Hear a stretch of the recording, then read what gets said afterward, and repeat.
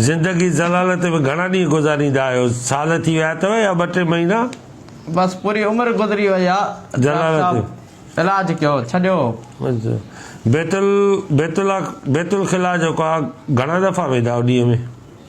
वेंदो त ईअं 24 दफ़ा, पर रिज़ल्ट नथो अचे। अच्छा, रिज़ल्ट नथो अचे। अच्छा, बैतुल ॾींदा हुया मूंखे।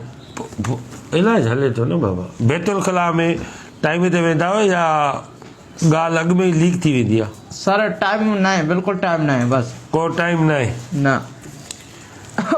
अच्छा, तव्हांजी बीमारी जो राज़ छा आहे बाबा? बीमारी मूंखे जेको आहे न, मथे में सूरु घणो, सॼो माना बुखार आहे। वरी सियारे में जेको आहे न गर्मी थींदी आहे, पघर वांदा नी। वरी ऊन्हारे में एतिरो सीउ थींदो आहे, कंबल पाए पवां थो। हे सॼी तुंहिंजी वार्निंग थींदी ऐं सॼो तुंहिंजो जेको आहे न डीज़ल सां तव्हांखे धोईंदासीं ऐं पेट्रोल सां सॼो वॉश थींदो पुटु। सॼी तुंहिंजी बॉडी जेकी आहे न अंदरि गिलासिस जेके बि न, जेको लिवर आहे, हार्डवेयर आहे ऐं सॉफ्टवेयर आहे, उहो सॼो ख़राबु। हे पंहिंजो मोकारो घणनि ॾींहंनि खां ख़राबु थियल थी वियो।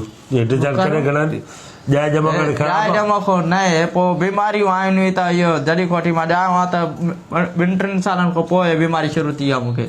कॾहिं बुखार थो थिए, कॾहिं ज़ुकाम थो थिए, कॾहिं पेट में सूरु आहे, कॾहिं मथे में सूरु आहे। माना बीमारी छॾे ई नथी। 18 सालनि जो थी आहे न, कुझु नथो छॾे। माना अलाए छा चवंदो, छा भोंके थो, सम्झ में ई नथो अचे।